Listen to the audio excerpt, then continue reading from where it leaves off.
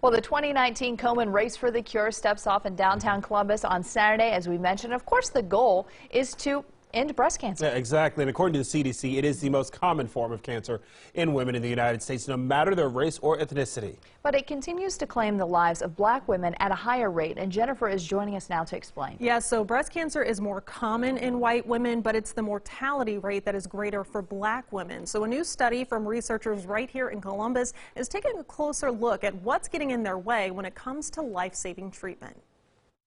When it comes to breast cancer prevention, a new study suggests race matters. One of the things we were really interested in is whether there would be differences across racial groups, and we found that in fact there are differences of all kinds. Researchers from Ohio State University interviewed 50 women, all deemed to be at high risk, and found that black women are less likely than white women to pursue potentially life-saving preventative care, and racial disparities are to blame. What we're seeing right now is that the women who have the information and are able to take action are the ones who see a specialist.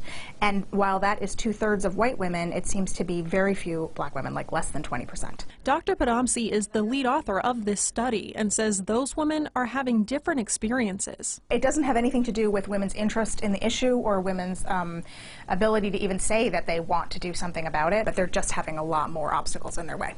One of those obstacles could have something to do with what happens when white women see their healthcare providers versus what happens when black women see their healthcare providers.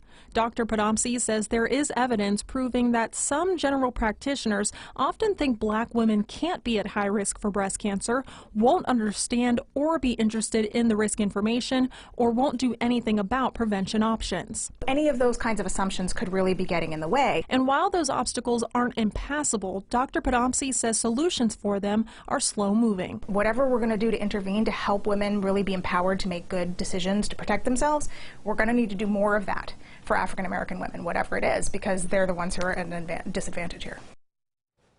Dr. Podomsy says part of the solution is really getting primary care providers on board, or general practitioners too, educating them about risk and making sure that they relay all of that information to their patients as well. That's the immediate kind of solution there, but overall she says obviously changes to healthcare and making sure that people get the access they need to healthcare would be the ultimate solution. And I know there are so many programs that are out there to help people. You know, we talk to women all the time that talk about these programs that have gotten them through.